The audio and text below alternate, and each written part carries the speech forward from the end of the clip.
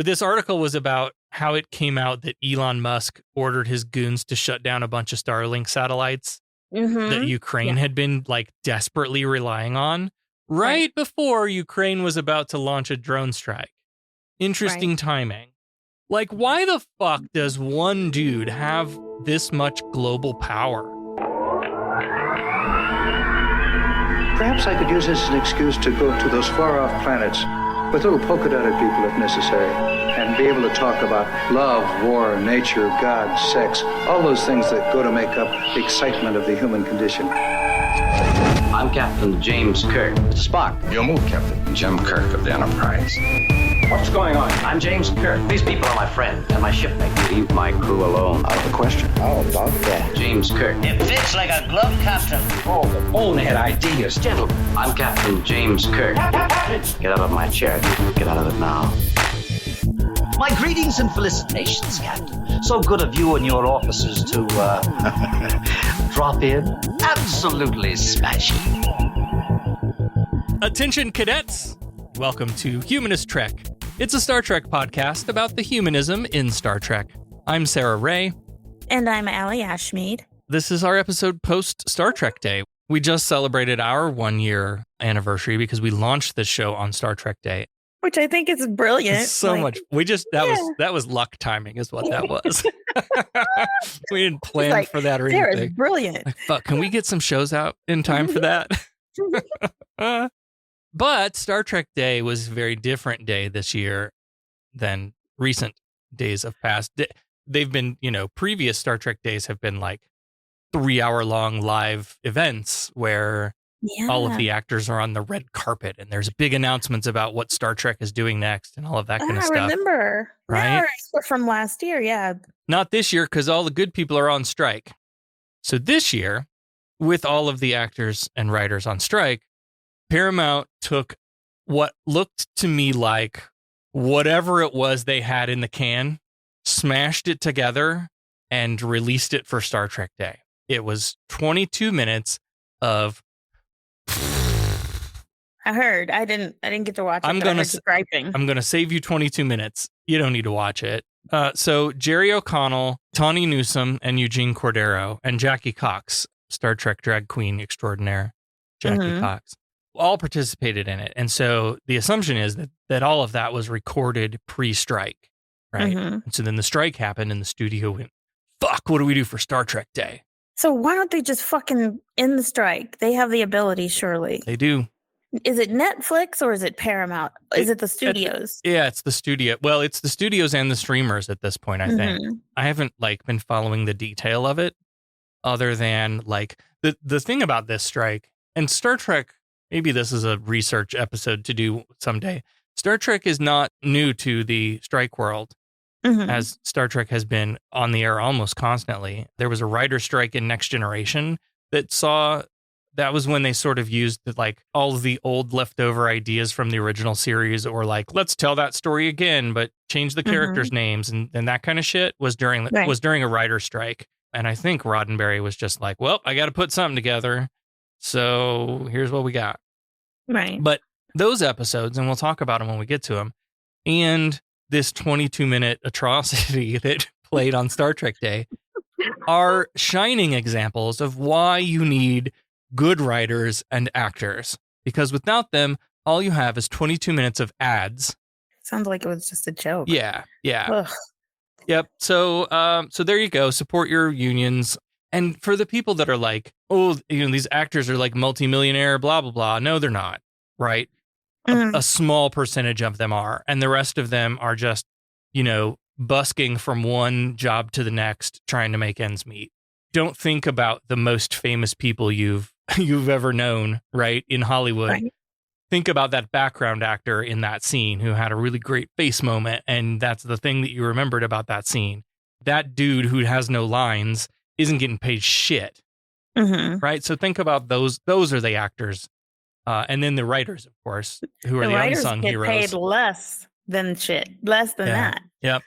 I mean, they pay them for their work because the studios are making a ton of money. So pay them, pay the people that are making the money for you. Yep. It's always the wealthy white dude on top of the pyramid who's raking in all the fucking money on the backs of those little people who aren't making shit.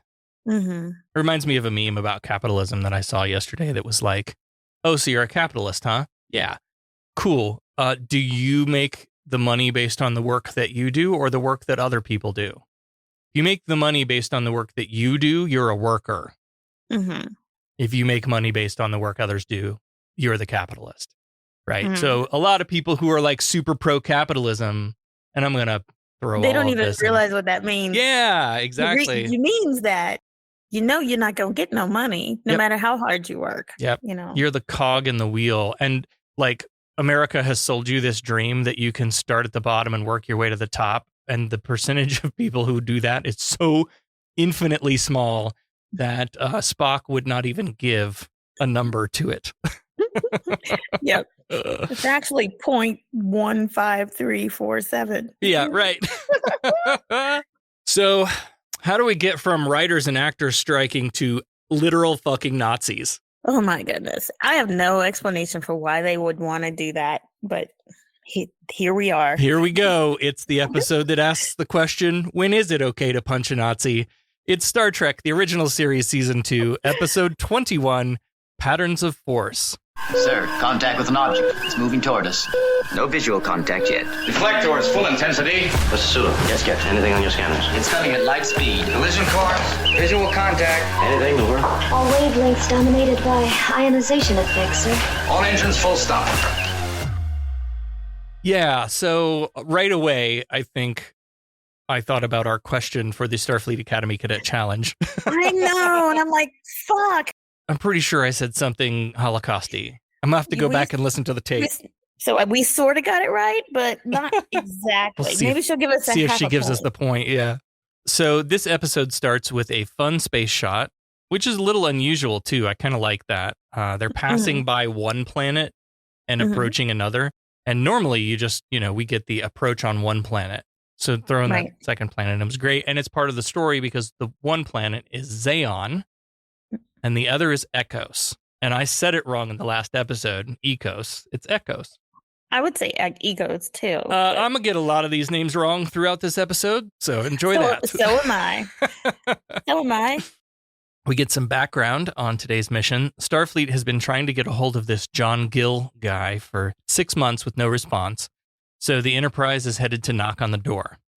Throughout this scene, there is this faded-looking file image photo thing of Gill up on one of the overhead screens at Spock Station. I thought that was fun. Yeah, they're all standing around talking about this John Gill. He's Dr. John Gill, PhD. Apparently, he's a brilliant history teacher that taught at the academy, and Kirk was one of his students. He apparently wrote some text about Earth history, and Spock is like talking about how he would read his information on Earth history, and he liked his style of approaching history as a matter of causes and motivations rather than simply dates and events. This spoke to me because the absolute best history teacher that I ever had was at a community college in Illinois.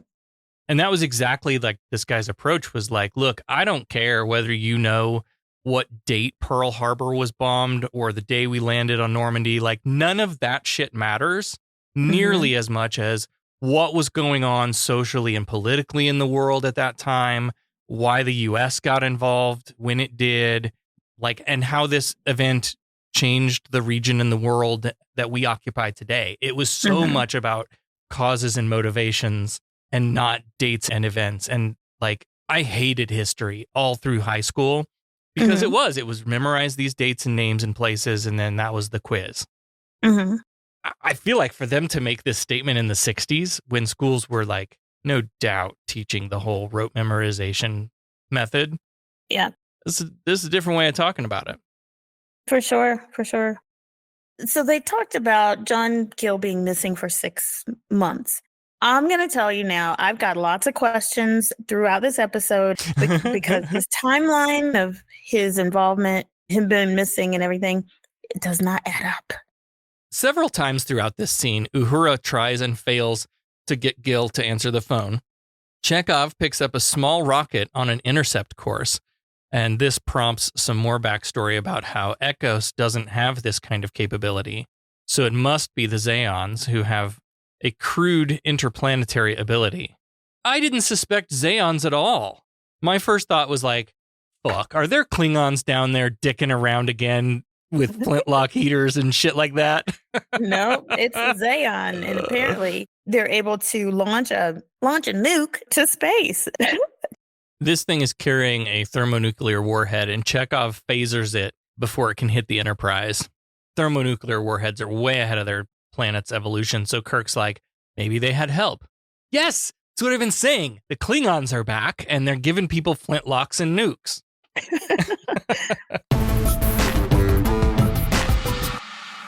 Spock said, according to their records, the Ecosians are a primitive warlike people in a state of anarchy. And then the other planet, Zeon, had high technology, but they were peaceful. Still no answer on Gil's phone, and McCoy's like, well, he must be dead, I suppose. Sure don't want to miss out on saying one of my favorite McCoyisms. Yep. Well, he's dead. So Kirk and Spock intend to beam down, and Kirk asks McCoy for subcutaneous transponders in case they can't use communications. Oh my God, finally. Yeah, here's another episode. Well, this episode now is in favor of the Enterprise can't lock on and beam you up without a communications signal. Right. Down in the transporter room, Kirk and Spock are now dressed in what looks like some classic blue-collar labor wear. Mm-hmm. Lots of denim. Except Spock looks like a homeboy with his beanie over his ears. Yes, He's got to cover his ears everywhere they go. Do you think that was the same beanie that they stole from that episode where they stole it from off the balcony thing? You remember that? They stole them clothes? Yes. Spock hung on to it. Edith, what's her name? Edith Keeler. Yeah. Yeah. So again, they're finally dressing with the locals, right? Like, I don't know when that started. I don't remember when that started, but there were several episodes we talked about, like, oh, here they are beaming down with their Starfleet uniforms and they're not supposed to interfere or whatever. Edith Keeler, that one, several other ones. Yeah. Yeah. So now we're actually getting clothes ahead of time and not having to like pistol whip somebody for their shit, which we do in this episode. Yeah. They just didn't get all the clothes right. Right. So McCoy chips them in the arm with a hypospray. They can't reach the Enterprise by communicator when it's too high at an orbital altitude. So the Enterprise is going to have to drop lower into orbit in 3 hours. That's the rendezvous. And if they don't check in, Scotty, beam us up by chip no matter what's going on.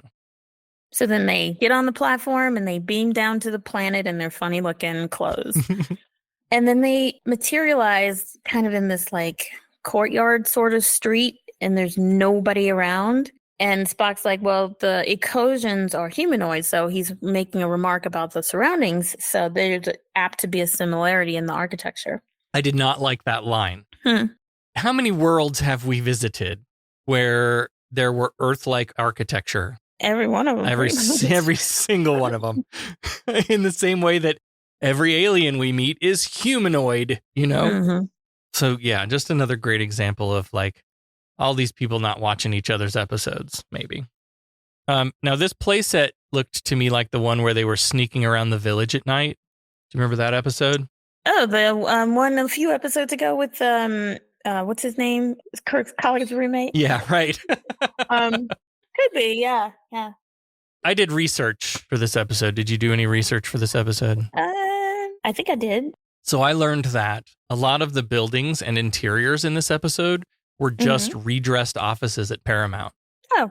Including the building where Lucy had her Desilu office. Lucy, I'm home. Lucy, yoo-hoo. Oh, cool. Right? No, I didn't know that. A man comes racing around the corner and like falls all over himself, and he warns Kirk and Spock to beat it. The fuzz is right behind me.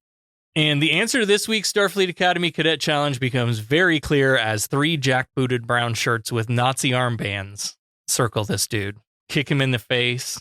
Cue the military snare drums that do, and they're calling him a Zeon pig. Get on your feet, Zeon pig.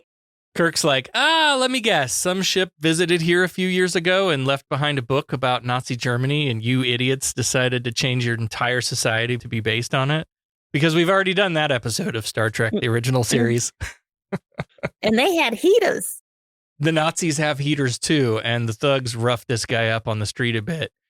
Kirk seems like he's about to make a move to go stop it, but Spock reminds us all of the non-interference directive. So they watch this guy kind of pretty much get taken in by these Nazi soldiers. Of course, Kirk is just like unbelievable. And Spock goes spouting his history facts like mid-20th century Earth, a nation state called Nazi Germany. Just then, as old as this civilization looks, they've got screens on the street. Yeah. TV screens. So just then a broadcast comes over this large TV screen that's in between two columns, just, on the street as they are. Like you do. Like as you find them these days. And it looks to me like they're actually showing footage of the actual Nazi Germany rallies and everyone doing the Sig Heil with their hands extended. And this was hard to watch. Oh, I know. Troops marching, parading. And the way that they dovetailed this actual news archive footage and the episode footage, I thought was great. They did such a good job of matching the style, because then we go from actual Nazi news footage to footage of this woman who is actually part of the episode receiving a medal, right? And so to match those two, old footage and new, I thought they did a great job. The announcer says that the Fuhrer has given order to rid their glorious capital of all the Xeon pigs. So at dawn, he says, their heroic troops started flushing them out.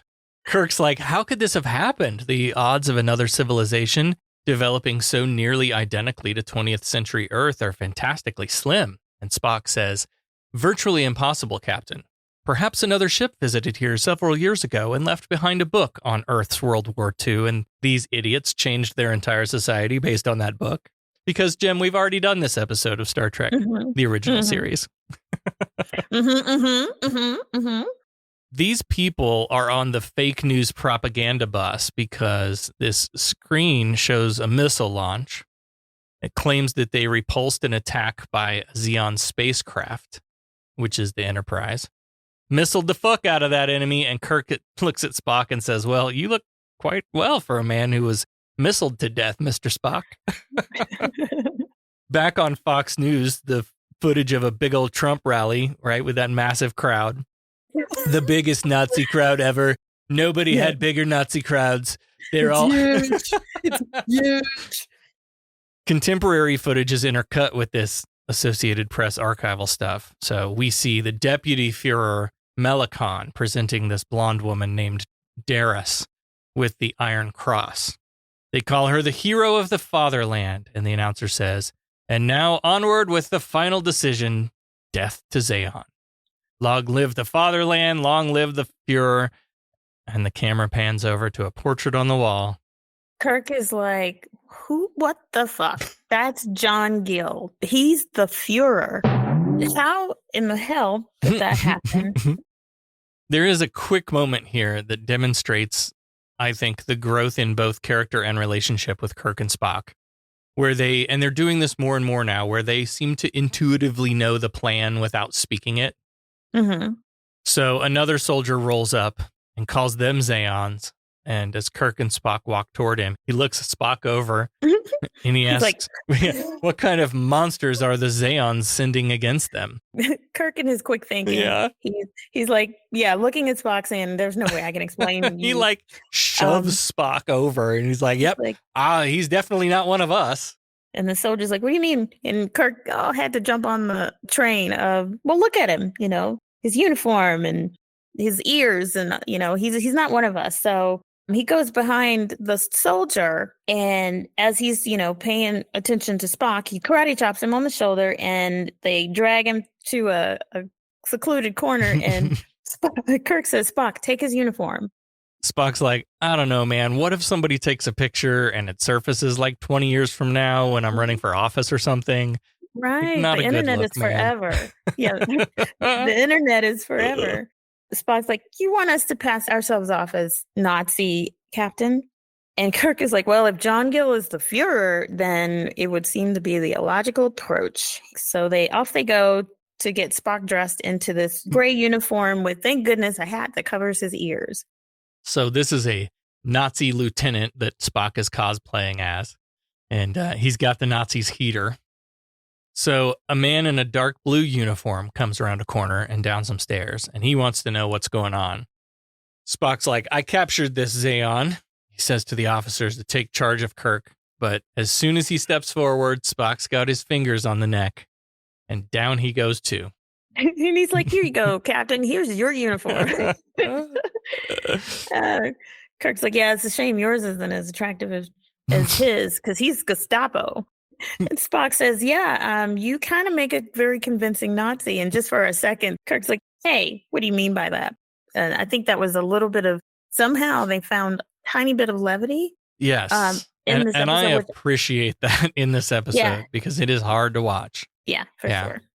So we're outside the Chancellery, which I read. It was an active Paramount office building during the filming. And apparently they closed up all the windows and shutters so that people inside could keep working while they filmed the exterior shots. And so this is a Paramount office building and they just hung Nazi flags off of it. Do you think these people showed up for work and were like, the fuck is going on here? I mean, yeah, probably. Maybe they got a memo ahead of time.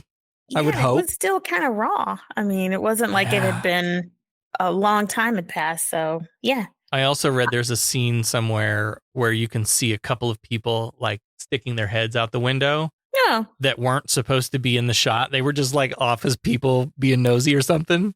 Oh, cool. Is it actually in the episode? Yeah. Oh, cool. I will have to go back and slow-mo and look for it. Yeah. I also think this is part of what had to have made filming so difficult for the cast and crew, right? But like anybody schlepping around the lot too, but it's so close to the actual events and you roll up to work and there's fucking Nazi flags all over the lot. Yeah. Oof. Yeah, I often wonder too, not just this type of thing, but just how actors in general do this kind of thing. How do they compartmentalize when they have to play a role, especially something in history where you're taking a setting, but maybe you're making it fiction, but the setting is Nazi Germany, or the setting is 1700 slave trade, or the setting is, something cruel. And I agree that these stories need to be told in a way to bring it to mainstream people who don't know their history and stuff like that. But how do you put yourself in a mind frame to play a cruel Nazi German person? Well, you still got to say the words. Sure, the rest is acting, but you got to say the words and convincingly. Yeah. Too. Yeah. I mean, I couldn't play I don't know. I'm not an actress, but I don't know if I could play a slave in a story where it talked about my people just being. I think a lot about LeVar. When you first said how do you separate yourself from the whatever, I was thinking of Kunta Kinte. I saw white men. What did you say? I said I saw white men. Yeah. I was thinking of LeVar. God, and he was young. He was so young. Yes. Again, this was during the early, I don't know, maybe 70s, 1970s, right after civil rights movement. So I don't know. I applaud them. Lots of therapy, I would have to imagine. That's how you do it. It's trauma, and then you go to your therapist. That's the only thing I can think. Yeah. They're almost inside the building to confront Gil when a major passes by, and they're quickly found out. Spock forgets to salute. Damn it, Spock. And the major calls him out on it, demands to see his papers. And Kirk just tries to, wave this away, saying that the lieutenant had single-handedly captured several Zeons, but he got his, head hit in the process or something. So he's a little scatterbrained at the mo. And they're almost up the stairs, almost away from this dude when the major tells Spock to see a doctor because his skin color doesn't look right. I was like, why do you look so green? And then they move up a couple more steps and then the whole thing comes unraveled. Shit. She says, take off your helmet. And we know at this point they're busted. Allie, this is your sweaty, shirtless Spock and Kirk getting flogged BDSM wet dream. You want to take this one? Right? I know, right? Oh my. Well, you mentioned he was going to be naked in this one. So they cut to the interrogation room, and Kirk and Spock are half naked. Basically, I think they just took their shirts off. They're being interrogated by an SS major, and he's beating them with this, not a whip, but it's more like a flog that you see in those like S&M dens and stuff. And he's just whacking a half naked Spock. Spock standing there, and Spock is like, kind of, I guess they painted him a little bit green all over. He is very hairy. You did mention that, and I'm like, I did not see that coming.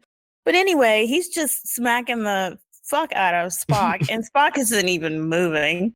So Spock has the green blood, quote unquote, his green blood. There's like streaks. welts. Yeah, it's just streaks. Mm-hmm. And then they show him whacking a naked Captain Kirk, and he's got red streaks. Honestly, it looks like someone took some lipstick and just went and marked his shirt. They're being whacked, and they're flinching. But neither of them are talking. Right. Like, this guy accuses them of being sent to kill the Fuhrer. He even tries to pit one against the other. He's like, Kirk, tell me about this alien dude. Like, that might make things a little easier on you if you talk, you know? But still they refuse. Like, I almost expected this scene to be like, Kirk, James T, serial number 4263578, whatever, you know, like. Right. They tell you to repeat that. Yeah, name, rank, and serial number. Secrets. Yeah. Give up your secrets. They're not telling him anything, but the major is kind of putting words in their mouth. You did this. You know, you were sent to kill us. Confess. You want some more? You want more? Eventually, another man enters the room, Chairman Eneg, and he's had a full report, came to see this for himself. Eneg tries to play good cop a bit. He points out that Spock is not from Zeon, obviously, asks where he's from, but Kirk insists again they will only talk to the Fuhrer. They also found some weapons on them. I don't remember. I don't think I was paying attention. Did they beam down with heaters? I don't think so. That's what was weird, but apparently maybe they did take their phasers, but I know they took their communicators. Yeah. Yes, they did, because later we find out that the communicators are smashed in this room, and Kirk finds the thing that says what happened to the phasers. Okay, so they had to have had, weird. Okay. Eneg is very curious about these weapons that they found on them. We've never seen anything like that before, but they've taken it to the laboratory to basically discover how they work. And then the major promises that he'll get it out of them. Just give him a few minutes. But Eneg is like, well, have you found anything so far? And you've been beating them for a while. So he just says, just lock them up and let their pain argue with them, and then I'll question them. And I thought first I was like, okay, this is strange. Mm-hmm. This guy is almost being nice. This was the first, not quite nice, like breadcrumb. Mm-hmm. And I love all the reveals in this episode. I didn't see anything coming. They got me. It was great. But yes, this order seems out of place because the major pushes back. Like, no. The standing orders are to interrogate and execute. I just finished interrogating, so now I get to kill him.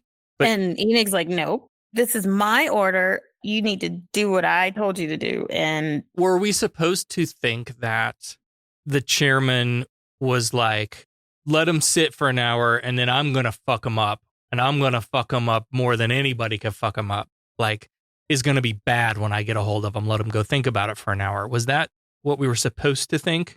I wonder. I maybe, but I thought the opposite. I thought, okay, something's up with this dude. Why is he protecting them? Right. He's probably not who he seems. And that was my first clue. So they're locked up in a cell next to that guy from the street who was getting roughed up, and they make quick work of becoming friends. This dude is Isak. And he's decided that Kirk and Spock aren't of his people, so why do the Nazis treat them as enemies? And Spock's like, why do they treat Zeons as enemies? And Isak treats us to authoritarianism 101. See, the only thing these people have to hold them together is their hatred of the Zeons. So, dehumanize, otherize, rally together under a charismatic leader to oppose them. Tale as old as time, song as old as rhyme, authoritarian. Boy, does this sound familiar. Oh my God, we are going Yeah. through that exact thing right now. And it's funny, this is how it starts. Yeah. And before we know it, we got Nazis. Kirk's like, oh, you mean the way old Earth's Republican Party started calling everyone libtards and projected their own pederasty on drag queens and trans people and elected a criminally insane orange game show host? I see your point. Yep. Yeah. Isak says that Zeon's warlike period ended dozens of generations ago, so they came here in peace, thinking they were civilizing the Ecosians. And Kirk's like, colonizers. Yeah, we had to learn that lesson too. Yeah.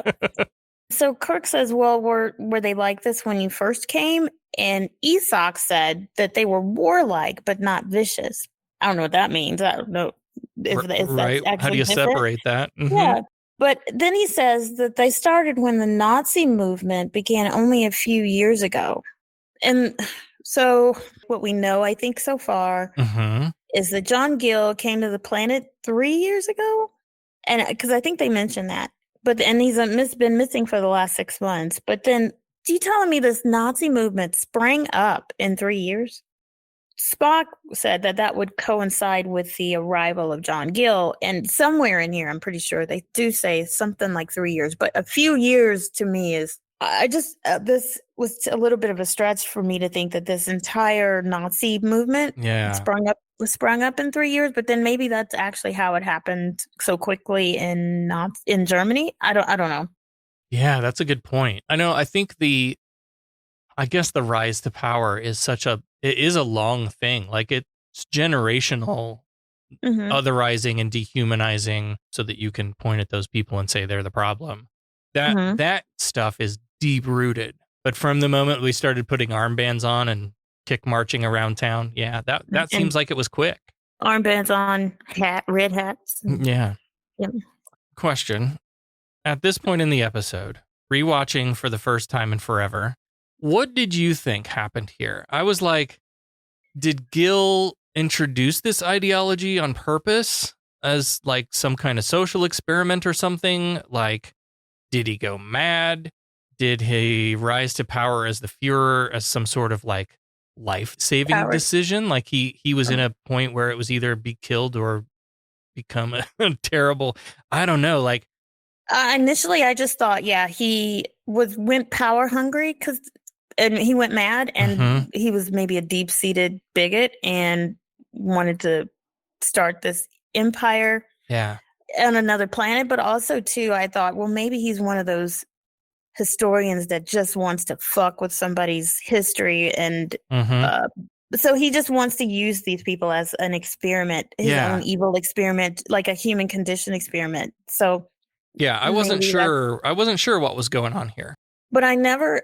I thought it had an evil intention. That's what I immediately thought.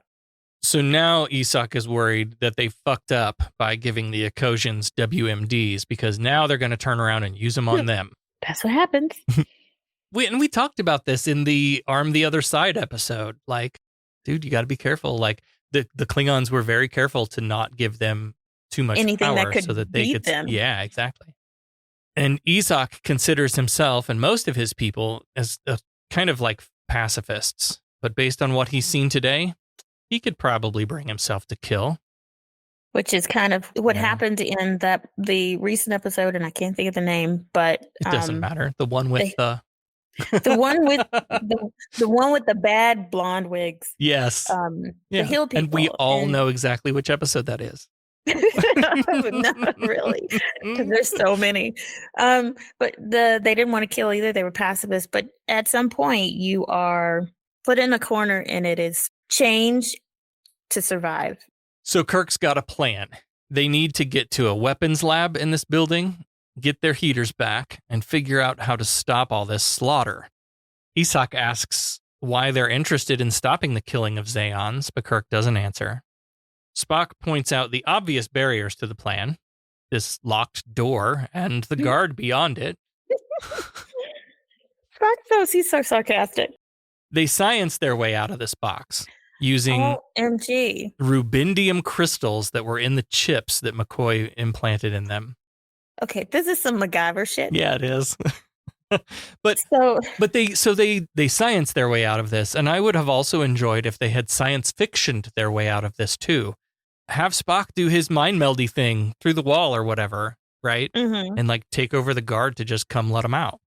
But you're right. I did appreciate the actual, I'm going to MacGyver this. Yeah. I'm going to take 2 pieces of straw and a string. Yeah. And I'm going to, duct tape and baling wire, bubble gum.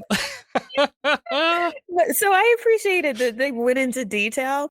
So what they did, I guess Spock and Kirk had the same idea, but they kind of didn't let us know what the idea was.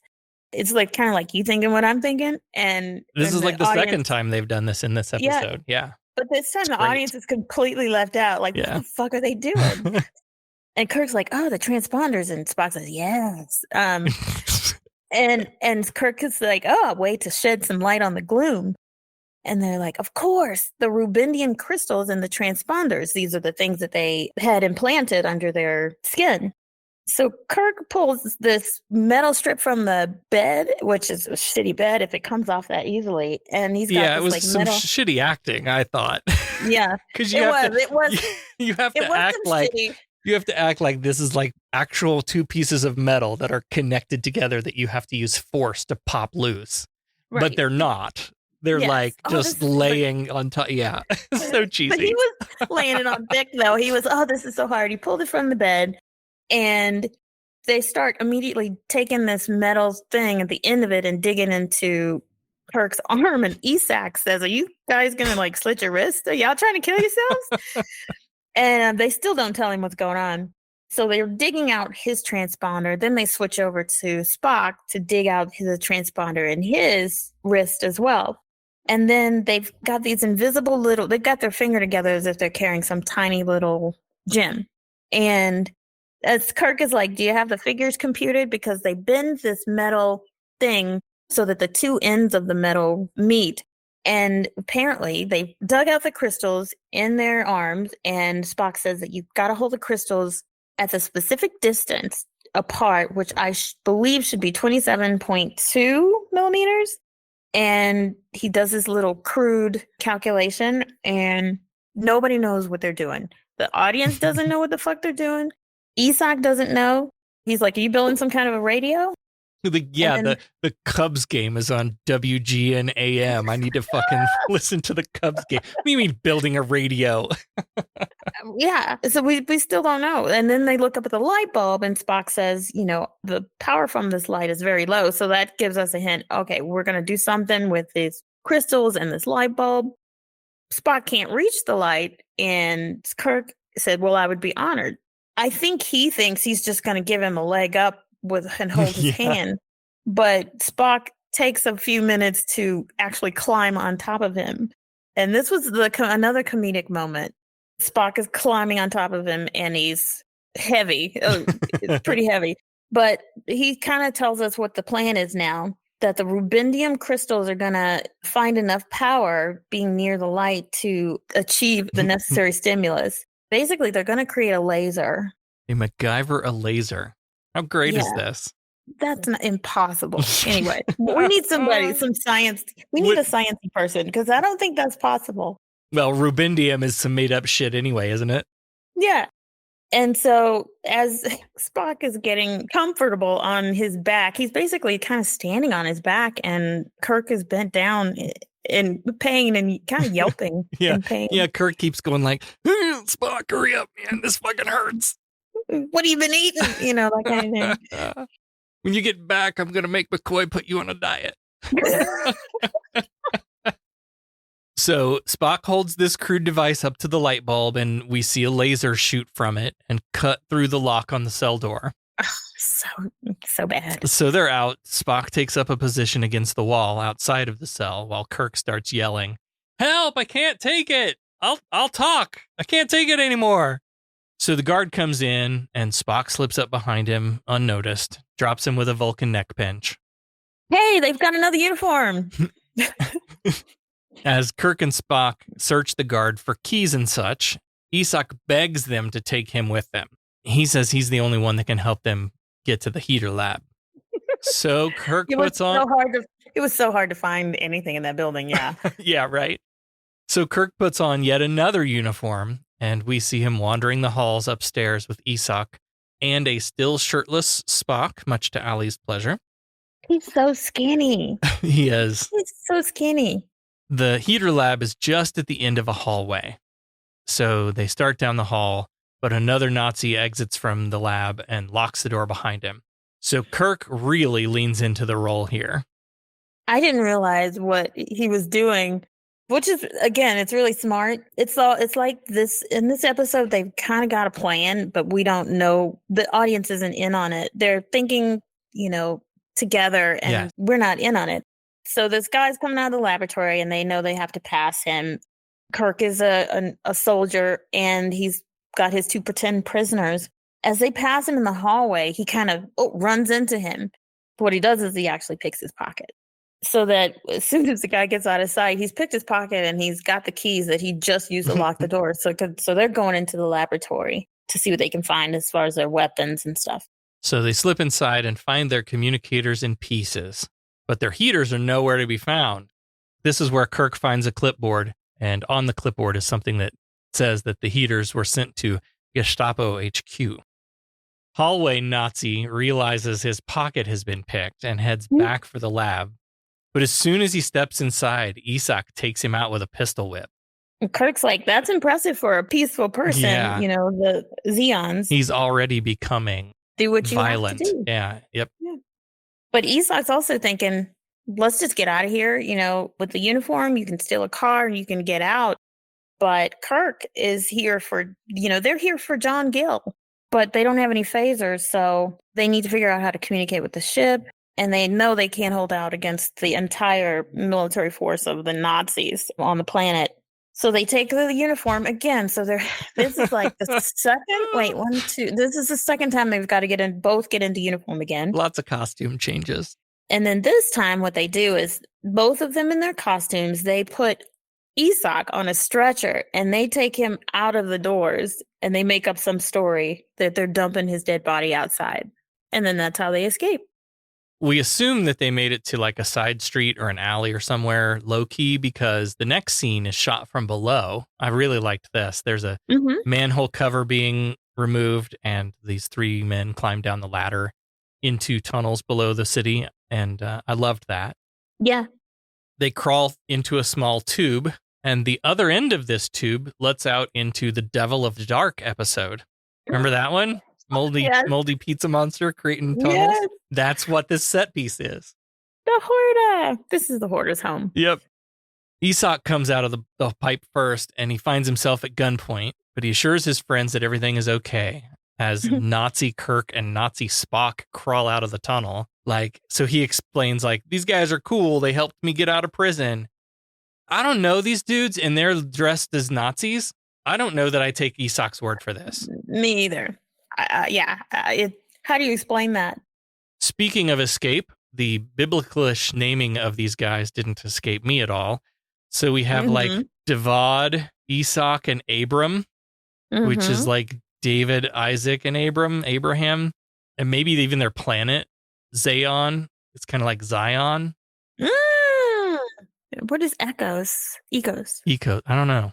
I did not get that. I didn't even. I'm not very religious. I did not pay attention when I was in church. So, I feel that. Lucky you.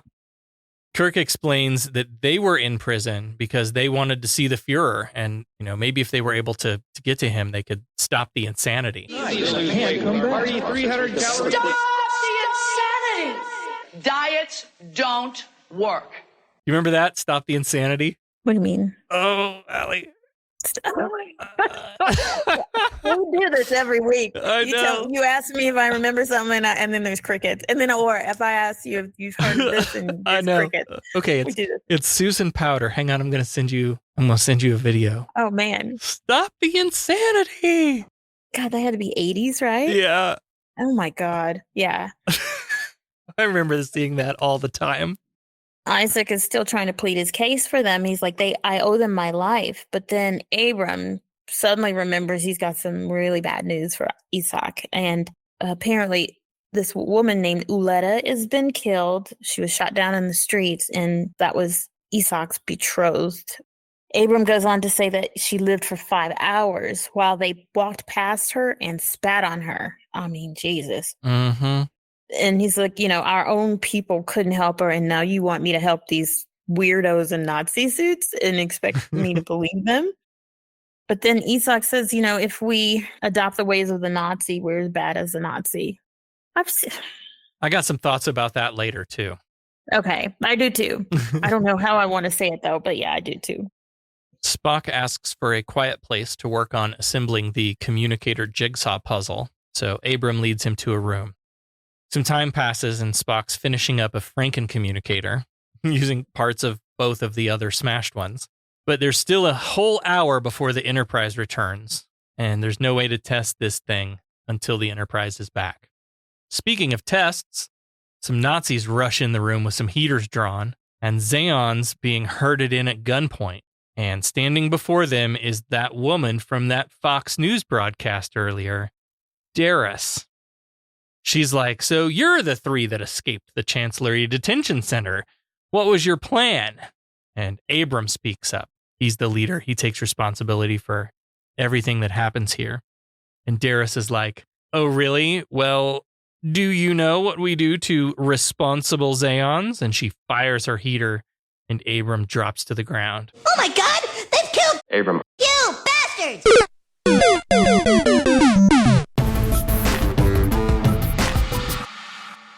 Darius has her heater in Kirk's face. Isaac pleads, stop, Nazis. After you've killed the last of us, then what? Turn the guns on each other? And Kirk uses this moment of distraction to snatch Darius's heater and put her in like a chokehold kind of thing, like a shield. The whole thing was a test. I love this. I did not see this coming. Same. See, again, they're not telling us, they're giving hints, but they're not outright saying what they're doing. Let the audience build some suspense. And this really works. Isaac begs Kirk, like, don't shoot, man, don't shoot. And Abram hops up off the floor. And he's like, blanks, you totally fell for it. You should see your faces. I'm glad I don't have to write a rhyme for Abram, because I didn't know what the hell am I going to say. So this whole thing was an act just to make sure that Kirk and Spock were truly on their side. And the biggest reveal, which I also never saw coming, is that Darius is also a spy, the hero of the fatherland. It's always helpful to have somebody on inside or someone on the other side who believes in your cause. We learn that the Ecosians in the underground have no idea who their leaders are. So they've structured their resistance in a way that if one person gets caught, they can only roll on the 4 or 5 people or however many in their small little circle, but not the leadership, which is brilliant. Yeah, it is. And I wonder, did they get this method from like the real-time underground people that were trying to save other people from the Holocaust? I'm wondering if I hope so. Yeah. I hope that is a time-accurate thing. Spock's like, hang on, let's go back to Darius. We saw you on TV. Tucker Carlson gave you a medal. You're totes a Nazi. Oh, God, yeah. Even the medal was a ruse. It was her father's idea, and her father used to be close to the Fuhrer, but he started seeing things like go sideways, so he turned against the party. They imprisoned him, sentenced him to death, and her father denounced her, making it look like she had betrayed him so that she gained some points. And then she could kind of take up his resistance and stay inside. I think that was brilliant. Brilliant. Yep. Kirk's like, okay, but how the hell did John Gill buy into any of this? And everyone's like, John who? Kirk is like, your Führer. He's one of our people. Well, and there goes the non-interference directive. I know. They have to interfere to undo the interference. Mm-hmm. And Abrams like, well, what are your people? And he introduces himself. I'm Captain James T. Kirk of the Starship Enterprise. Sorry. And then he introduces Spock as its first officer. And Doris says, so you mean the Führer is an alien? And then here's where I have another timeline problem. Okay. Doris said, I grew up to admire him. Yes. Later, which would indicate a long time span. Right, because she's a grown woman. Yeah. I grew up to admire him, later to hate and despise everything he stands for. But I always thought he was one of us. Now to hear that he's an alien and is sent to destroy us. No, you're right. That's a good call. So the Nazi movement started 3 years ago, and she's a grown woman. So what she said would indicate that she was a child of some kind. Yeah. So how long has he fucking been there? Yeah. It doesn't it doesn't jive. Make it make sense, people. She mistakenly assumes that Gil was sent there to fuck shit up, but Kirk assures her that wasn't the mission. He's like, you see, we have this directive. Call it a prime directive. We sometimes adhere to it. Not often. Yeah. Yeah. So we're here to find out what went wrong. We got to see this guy, but he doesn't see anybody except for Junior Führer Melicon. Führer Jr. Yes. That's hilarious.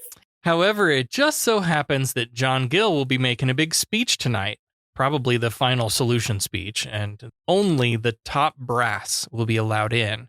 So the plan is to have Darius sneak in the Starfleets, and she's like, that would be suicide. And Isak's like, yeah, well, what good is living if things continue this way? If the captain thinks there's a chance, I'm willing to commit suicide with him. What? And Doris is like, you, a Zeon, you think you're going to get into the Chancellery? And Isak reminds her that this is more his fight, the Zeon's fight, than it is her fight. So I think they came up with a really cool little ruse to get into the Chancellery. This plan is absolutely fucking genius. It's hilarious too. Because as you know, Fox News, they love camera time. So Kirk and Spock and Isak pretend to be sort of like paparazzi, and they follow Doris around. So they roll up first, and then they stand by the car and wait as she rolls up in a separate car, and they're just doing the paparazzi thing with the camera. They have the cameras of back then, so it was a little different. Got to get in your face, and you got to have two guys holding the light. I thought this was brilliant. They managed to go up the steps, posing as paparazzi all over her, and she's just, loving all the attention, and they walk right in past the guards. Completely unchallenged. Right. Absolutely brilliant. Then there's another beat of comedy to break up the tension. Spock tells Kirk he's starting to understand humans and their gambling addiction. Because even if you calculate the odds of success, there's still some thrill in the risk. And Kirk's like, wow, Spocko, we might make a human of you yet. And Spock goes, oh, God, I hope not. Literally. He's just so good in this episode. I love it. So there's this dinner party, cocktail party with all of the uniformed Nazis in the main room, and they're trying to mingle, but they're also playing their part as paparazzi and following Darius around. But they're also trying to gather some intel about where the Führer enters. And Dara says he doesn't. He stays behind this booth, and they all watch him on the big screen. So no one actually ever sees him in the flesh. I had completely forgotten this part up until this moment.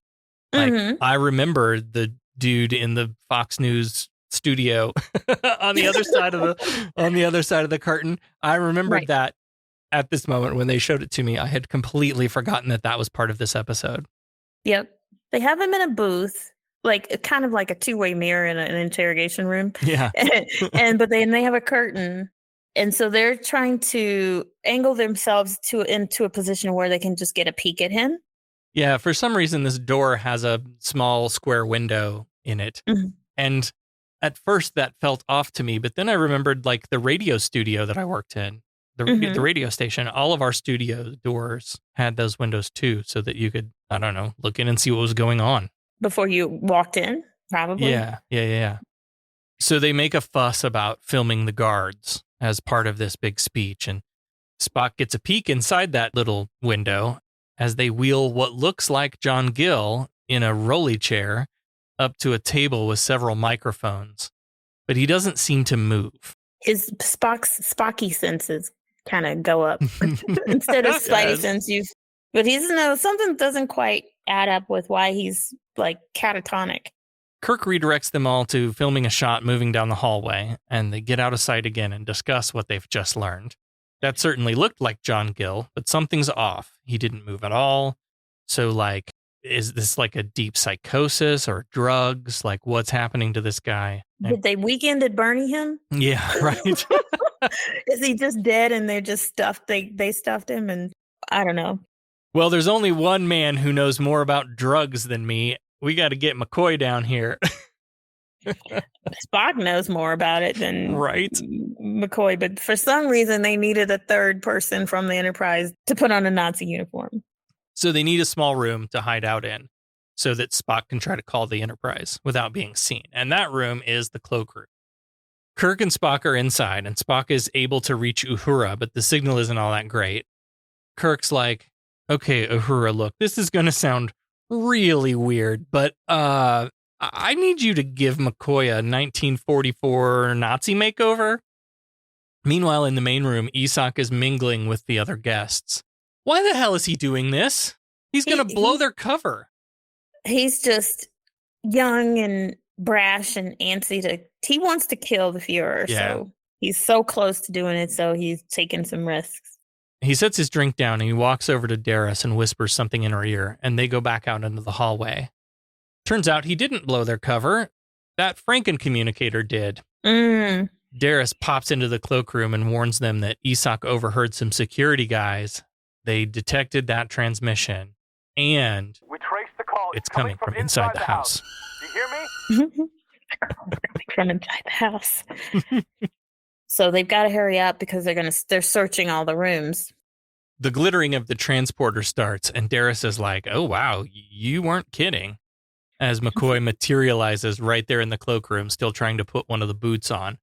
And McCoy's bitching up a storm because the computer made a mistake in the measurements, and one of the boots is too tight. So Spock tells him, point your toe, apply equal pressure to either side of the boot, and push. We don't have time for this shit. But how would the computer make the mistake? We've spent this entire computers series don't make mistakes talking about how computers. Someone put in the wrong measurements, so somebody on the lower decks just got demoted. Yeah, you're not gonna kill me. We got to have a reason for McCoy being so crotchety. They make quick introductions around, but the door soon opens and in steps Chairman Ainig and two guards, heaters drawn. I love how they blame this whole situation on McCoy. Enoch is staring them down with two guards, and Kirk is like, sorry, the colonel is drunk. The colonel meaning McCoy. He's had a little bit too much to drink. So that's their explanation as far as why they're all gathered in there and kind of like holding him up. And he says, we didn't want to embarrass the Fuhrer. But Enoch knows them because he was the ones who ordered them to be taken to holding. Right. And for some reason, Enoch did not acknowledge them at this time that he knew them. This was so strange. And it made me wonder, like, oh, crap, is he, like, weakened at Bernie also in some way? Mm-hmm. I didn't expect what happens at all. Right. Right. And Enoch's like, yes, you were, thanks for, thinking of the Fuhrer's reputation, or you were right to conceal him. Yeah. And he says, there's a spy in the building and we're trying to search for him.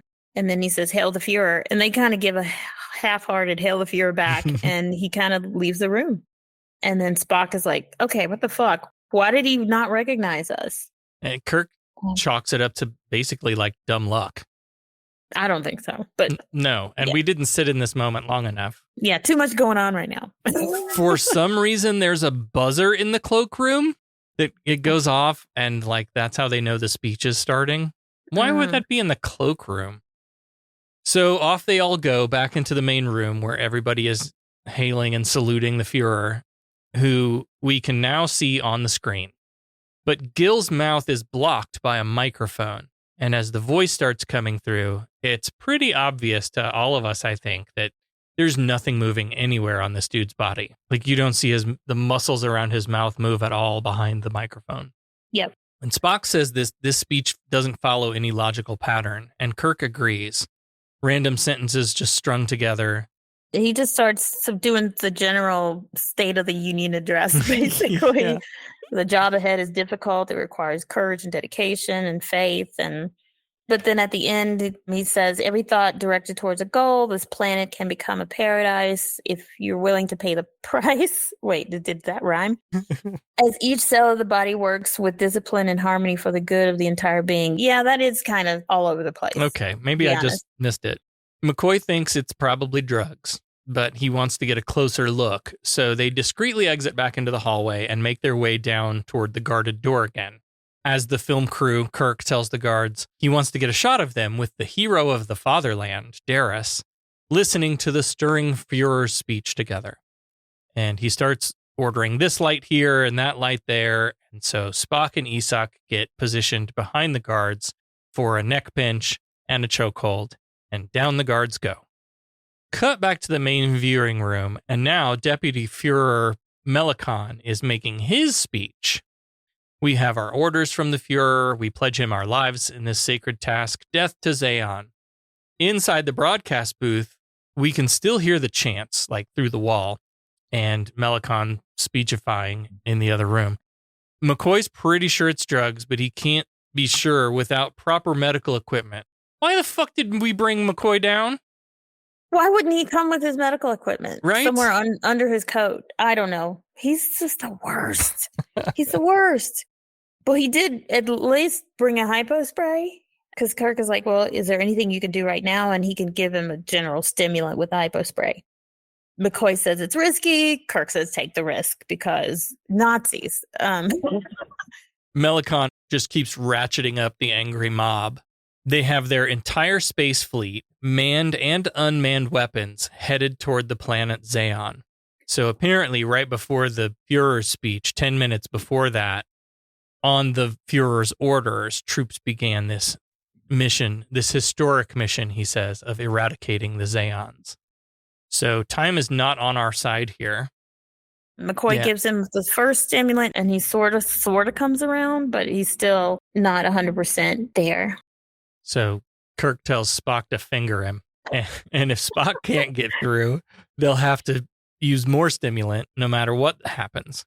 So while Spock fingers Gil, Kirk, Isak, and Darius debate the possibilities of using the Starfleet's advanced weapons to destroy the fleet. Doing so would mean the death of thousands of Ecosian spacemen, many of them Isak's friends. On the other hand, there are millions of innocent Zeon lives on the line here too. Darius says, this is a real fucking trolley problem right here. You got to choose the lesser of two evils. And Kirk's like, fine, I'll vote for Biden, but I don't have to like it. So this is some real needs of the many shit here at the end of this episode. So Kirk starts asking Gil, why did you abandon your mission? Why did you interfere? Gil's still not 100%, but he's speaking in like fragmented sentences. And he says the planet fragmented, divided. He took a lesson from Earth history. Kirk is thinking exactly what I'm thinking. Why fucking Nazi Germany? Yeah. Because you studied history, you knew what they were. And he says the most efficient state Earth ever knew. And of course, Spock comes in with his unemotional facts that it's actually true that this tiny country that were bankrupt and defeated, they rose in a few years to stand only one step away from global domination. So maybe that explains how they got to the Nazi movement so quickly, but there's still some stuff that doesn't add up. So Spock has made it possible for Gil to at least answer questions, but not initiate his own speech. And all the clues come together now, and Fred pulls at Gil's hair and a mask comes off, revealing the evil madman all along, Melikon.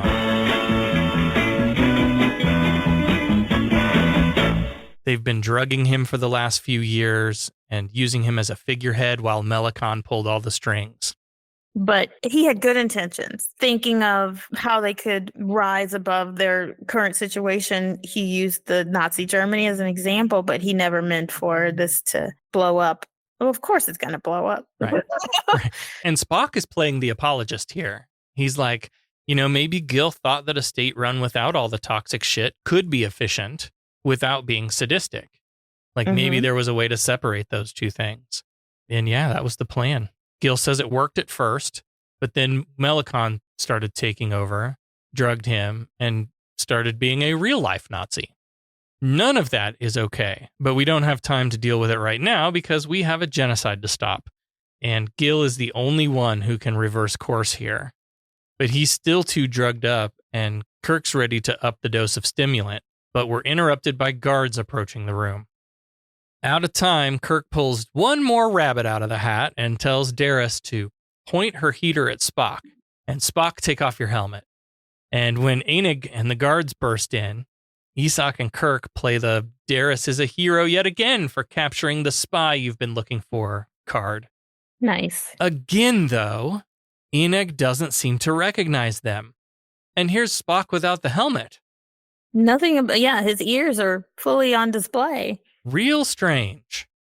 So Anig agrees to let Kirk and Isaac take Spock to Melicon as a gift to be made an example of once and for all, and the guards escort Spock out of the room, followed by Anig. Poor Spock. They're like putting his life in danger. After the room is clear, Isak announces, Anig is one of us. I didn't remember any of this. I didn't see it coming. No. All of this was so well executed. Yes, it's really good. I loved it. I love being surprised and shocked, but then have a little bit of suspicion going through because it just keeps you interested. Mm-hmm. So McCoy, Isak, and Daris follow behind to keep an eye on Spock and hopefully buy enough time, leaving Kirk alone with Gil. And from here to the end of the episode, we kind of cut back and forth from the broadcast room to the main room. Quick cuts back and forth. Spock is marched into the main room and presented to Melicon, who clearly recognizes that this is not a Zeon. Kirk gives Gil another shot, begging him back to consciousness, begging him to speak. Meanwhile, Melicon's bashing on Spock's features. He's like, note the sinister eyes and the malformed ears. Definitely an inferior race, which is really fucked up. And the camera cuts to McCoy and he's like, guys, I've been saying this for a season and a half. The low forehead denoting stupidity. I mean, the dull look of a trapped animal. I mean, Jesus, he just does not let up. But this was another one of those scenes where like Melicon was supposedly an authority on genetics of racial purity. Mm-hmm. So for him to, look at all of these features and deem him less than, like, that's oof. It's pretty poignant, though, because exactly what happened to many races under these types of leaders. We cut back to the booth where Kirk is smacking the shit out of Gil, trying to snap him out of it. Melicon keeps going on his racist observations of Spock. He says, you may take him for interrogation, but I want the body saved for the cultural museum. They'll make an interesting display. Suddenly, Gil reappears on the monitor and starts speaking, on his own this time. And Melicon's like, shit, get in there. The Fuhrer is ill. And turn that camera off. And he tries to usher everybody out of the room, but Gil continues. We were betrayed by a self-seeking adventurer who has led us all to the very brink of disaster. A guard comes to the door of the booth, but it's locked and he starts banging on the door. He's recalling the entire space fleet. Yeah. The attack needs to stop. All the units are to return to base. And he talks about how he promises to Zeon that this was not an aggression of the Ecosian people. Only Melicon. He's the evil one. He's a traitor to his own people. And Melicon is like, he needs to shut the fuck up right now.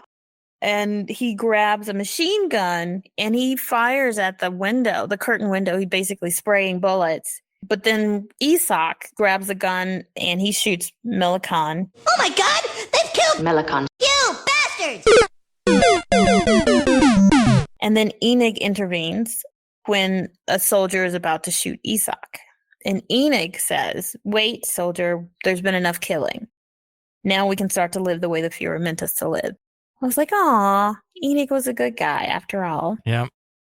Kirk is holding the dying John Gill in his arms as Gill utters some final words.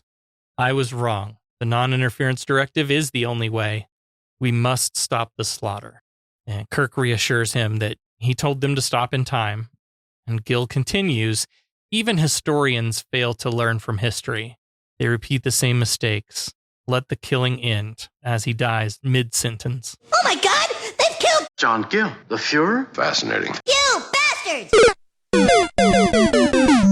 Spock's like, is he dead? And Kirk's like, yes, dead. McCoy comes running in. Hey, that's my line. That's what you called me down here for. But Isak, even though he wanted this, he's still sorry that he's lost his friend. Yeah. And he's like, he wished for this man's death for so long, but now he kind of feels sorry. Yeah. Yeah. And he says that they've given them all a new chance, but at the same time, they kind of caused it. Like the Starfleet kind of caused this whole. Like, granted, they were in anarchy, but Starfleet kind of caused it and escalated it a bit. So Enig tells him to go on Git. He and Darius will go on the air and offer a new way forward for the Zeons and Ecosians together. It's time for the war to be over. I'm sorry, but do you know how hard it is to stop that train? Mm-hmm. Even though the leader is gone, it's like if they killed Trump right now, he becomes a martyr, and then and the people become more radicalized. Yeah. But they still wrap this up in a nice little bow. Yeah, that made me think very much of like, oh, Hitler's dead, but like white nationalism and that kind of racist bullshit didn't created him. Yeah, did not die with him. There are still very many people in this world. And so then you're like, all right, well, now you're going to be friends now and everything's going to be fine. I don't think so. Yeah. So the button on the episode, back on the Enterprise, KSM are gathered for chair chat. And Spock still can't wrap his head around how somebody like Gill could have made such a terrible error. Kirk says he drew the wrong conclusion from history. The problem with the Nazis wasn't simply that their leaders were evil, psychotic men. They were. But the main problem, I think, was the leader principle. And McCoy pipes in, what I think he's saying, Spock, is that a man who holds that much power, even with the best of intentions, just can't resist the urge to play God. And Spock's like, yeah, jackass, I got that without your help, thanks. I did not need that from you. And McCoy's like, it proves another Earth saying that absolute power corrupts absolutely. Darn clever of those Earthmen, wouldn't you say? So he's poking again at Spock, and they just like back and forth. This gets heated. Spock says, yeah, Earthmen like, I don't know, Ramses and Alexander, Caesar, Napoleon, Hitler, Lee Kuan. Your whole Earth history is made up of men seeking absolute power. And McCoy's like, Spock, you obviously don't understand. Spock's like, obviously, Doctor, you fail to understand. Kirk's like, whoa, guys. We've already had one civil war, so let's not start another. And he tells Chekhov to hurry up and take us out of orbit. Boy, I'm sure glad that's over with. I'm happy the affair is over. Me too. A most annoying, emotional episode. Yeah, but I learned something today.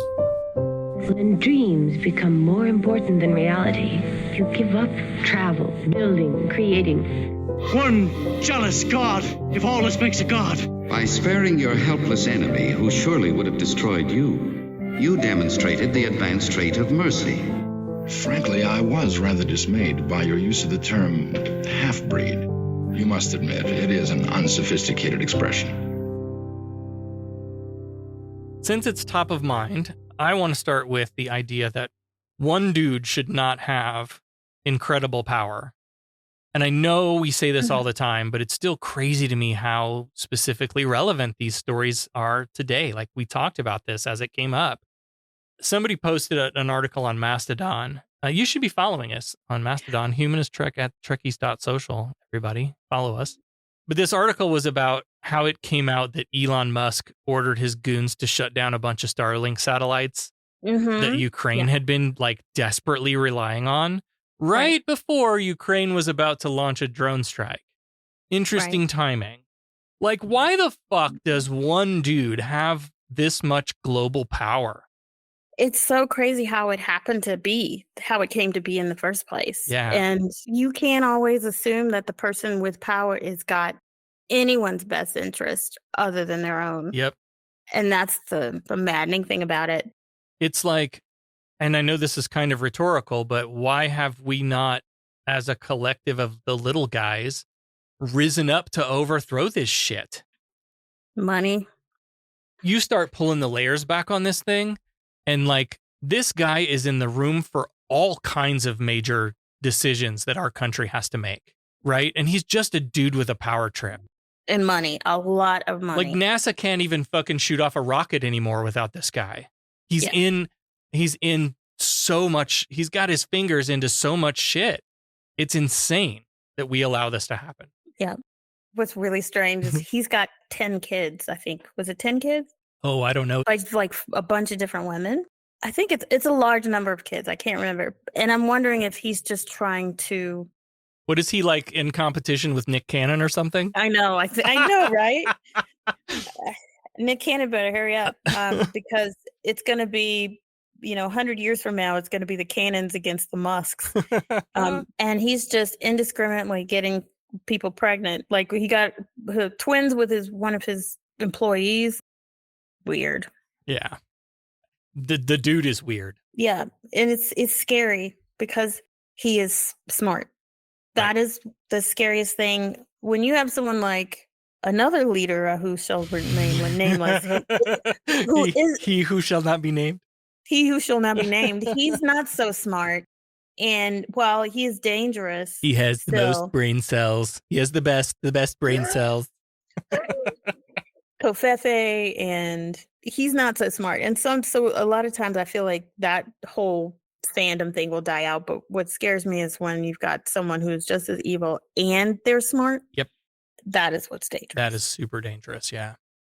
There's another line in here that made me think, and this I didn't get until we were talking about it, when Gil is making his final, call off the assault. To Xeon, I promise, this was not an aggression of the Kosian people, only one evil man. Let's do a quick find and replace. To the Jews, I promise, this was not an aggression of the German people, only one evil man. I am sorry, I do not accept that. If you, and for whatever reason, survival or because you are a racist fuck too, that you went along with it, it is an aggression of you as a people. Yes. It was the way of thinking that created this leader. Right. Like Hitler. Yep. Or Trump or whatever. It's that way of thinking that but he's just a mouthpiece in a way. And like I said, you're not going to just flip a switch, kill the leader, and then people change overnight. No, it's a long road to reconciliation. So this episode is a warning to us all, and I don't think it's ever been more relatable since its original release than like what we're experiencing right now. Not just here in the US, but in many places in the world. You look at things happening in the UK and like Brazil, the Middle East. It's everywhere, right? And so it's a warning about like populist authoritarianism, right? That's what we're talking about here. Your charismatic leader with the terrible ideas. The other thing I wanted to talk about is Isak says, if we adopt the ways of the Nazis, we're just as bad as the Nazis. So that made me think of that episode recently with the Klingons arming one side of the war, right? If you're the pacifists, eventually there comes a point to where either you die or fight back. Right. And that's not an easy moment of reckoning, because if you fight back for your survival, do you become just as bad, like just as evil in some ways as those who drew you into the fight? Like you give up your values to survive. I don't think so. I don't believe so. I think who you are at the core, so most of the time stays the same. There are people who start down that road and they can't pull it back. But I feel like you do what you need to do for survival, and then when you don't have to do that anymore, then you put the guns change. down and put the heaters down and not be that person anymore. And the thing that's important is don't forget what you're fighting for. Don't just be fighting to fight. Yeah. Every time you pull that trigger, you need to know that this is closer to freedom. This is one step closer to freedom, not just, kill another enemy and then on to the next. I guess. I wonder sometimes, though, is it just human nature that there's always going to be somebody that's a narcissist and wants power? Mm-hmm. There's always going to be some group of people that is going to be discriminated against and undermined and othered, and they're always going to be the ones with their neck under the boot. Right. Like, it just is over our history, like, when we go through all the different eras of history in class, mm-hmm. every fucking civilization's had it. It's cyclical. It's Sarah's pendulum theory of everything. And it's constantly swinging. Yeah. And I just wonder, this is human nature, and this is our Hitler, or this is our era. And it's sad when I think of it that way. It's just going to get worse. Yeah. As long as we are all so different from each other, as long as we all have different values and things that matter to us individually and as a group, like that's where your groups form, from those common values. Yeah. Common values and the differences, whether it's race, religion, Jesus. Mm-hmm. I mean, there's just, and I'm a positive person. Usually I have a great outlook on, obviously I love Star Trek because of its, giving us hope all the time. But I'm sorry, this is never going to end just because it is human nature. Yeah. And I think along what most people miss, along with that hopeful vision of the future, is like a realistic view of holding the mirror up to us as humans and saying, like, sure would be neat if one day we could get to a point where we all just kind of care about each other and do the right thing. Mm-hmm. But also, being human is difficult and it's not easy. It's hard. Like, if we'll ever get there, and we hope we do, it's going to take a lot of work to get to that point. It's going to be hard. I think that is kind of, we've said before, like the message of Star Trek. And it's funny though, sometimes I look back at those episodes where you've got this all-seeing God that's trying to create the perfect society. So they've taken away the thing that makes them the most human, which is feelings. And right. And I'm like, oh, you know what? They fucking have a point. They have a fucking point. Mm-hmm. But then Kirk and Spock and McCoy come in and save the day and say, oh, but you're taking away the thing that makes us human. And suddenly we give it back to them and we've freed them. But what we've really done is, next thing you know, they're going to start a war. Because they have all of these, and they're back to being human again. So, I mean, I see the point now. Yeah. There was another line that made me reflect on the things that are happening today. And that is like the lesson that Gil himself learned, that even historians fail to learn from history sometimes and repeat those mistakes over and over again.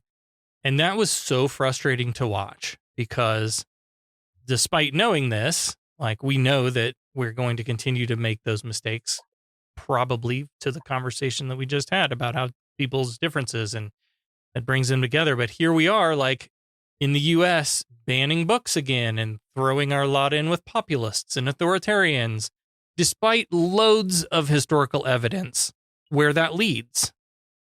I know. It's right fucking there. And yet so many people just fail to see it or refuse to see it. Well, if you ban the books, then they can't learn it. They can't learn the things that they need to know. But yeah, I don't know. It's mind-boggling. Well, are we ready to bury some characters? We're ready to bury some Nazis. Fuck yeah. It's dead, Jim.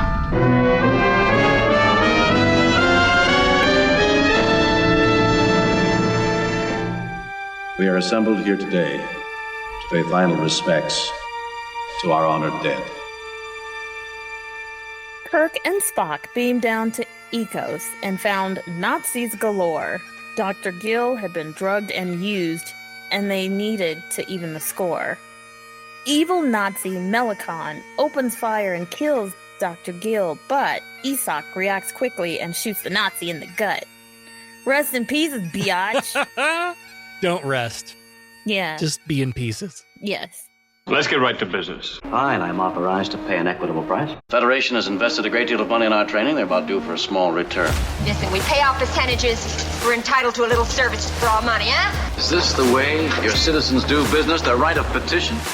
They pay their percentages and the boss takes care of them. Is there anything else? There are lots of great ways to help support the show. One of the free ways to do that is to leave a review and a rating wherever you happen to listen to Humanist Trek. Of course, one of the best ways to support us is to give us some of your Federation credits by becoming a patron of the show. We want to thank all of our patrons, but we especially want to thank our founding admirals. This is special thanks to Russell, Allie, Peter, and Sarah. Thank you, patrons. Thanks, patrons. Patrons get early access to every episode, special merch. I've been dropping in a lot of bonus content in the way of personal logs recently, so there's lots of great reasons to join our fleet. Head on over to patreon.com/humanisttrek and pledge as little as $3 a month. It really does make a big difference, and we would love to have you in our community. I assume you're loitering around here to learn what efficiency rating I plan to give your cadets. Trainees, to the briefing room. Is that all you gotta say? What about my performance? Aren't you dead? I don't believe this was a fair test of my command abilities. There was no way to win. There's no correct resolution. It's a test of character. Now, what is that supposed to mean? I am understandably curious. May I ask you a question? Who's been holding up the damn elevator? All right, let's bring Becca back in for the exciting answer to last week's Starfleet Academy Cadet Challenge. Last time on Humanist Trek, you asked us. This episode was particularly difficult for much of the cast and crew to produce because of its subject matter. Why? That became painfully obvious 5 minutes into the episodes as the Nazis rounded the corner. Yep. So the question then is, how did you record our answers? Because I know I said something about the Holocaust. My notes say that you said Holocaust, and so I'm going to give you that. Correct. Much of the cast and crew were Jewish, including William Shatner and Leonard Nimoy. The Nazi storyline in the episode was very triggering for them. According to Valora Nolan, who played Doris, her costume originally did not have a swastika on it, and it was added right before filming. Nolan, whose parents fled Nazi Germany, was offended by this and stated that she would not have taken the role if she knew she would be wearing a swastika. Nolan also quit acting entirely after this episode. Whoa. Wow. Yeah. Damn. Wow. Then that just goes back to what I was saying about how actors, if they could compartmentalize when they're faced with a role like that. Oh, well, there you go. Then it's not easy. Damn. I kind of in the back of my head knew William Shatner was Jewish, but I forgot about Leonard Nimoy. I think I was the other way around. I think I remembered Leonard Nimoy, but not Shatner. Wow. Next week, we'll be reviewing Star Trek, the original series, Season 2, Episode 22, by any other name. Extragalactic beings commandeer the Enterprise in an attempt to return home.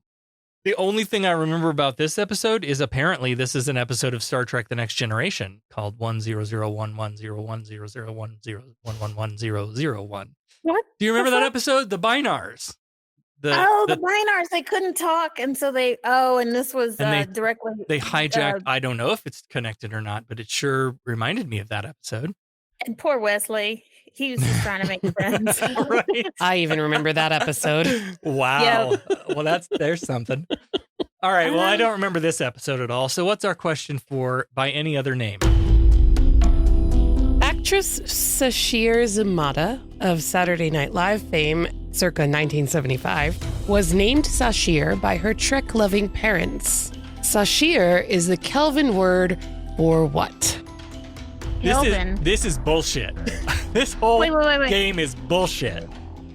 Kelvin meaning Kelvin is a like the Kelvin timeline of the Star Trek universe. I don't fucking know. Sashir? How the fuck would we know? Right? I have no idea. This is hateful. This is just plain hateful. Becca couldn't find anything, so I had to really dig. into obscurity. All right. So well, for the listeners, I implore you to get to this answer before Becca reveals it on the next episode. Because if you can figure this out, then kudos to you. My goodness. All right. Well, we don't know, and we've locked that in. And if you don't know or want to make a guess, play along by going to your nearest social media app and post your answer. Use the hashtag Starfleet Challenge. We'll pick out our favorite to be the winner, and you will be a whole lot smarter than we. Next time on Humanist Trek, Star Trek, the original series, Season 2, Episode 22, By Any Other Name. Live long and prosper. Kapla! Humanist Trek is available wherever you replicate your podcasts. Follow us on all the social medias at Humanist Trek. Become a patron at patreon.com/humanisttrek. Open hailing frequencies to podcast@humanisttrek.com and visit our website, humanisttrek.com. Humanist Trek is a production of Sarah Austin Media.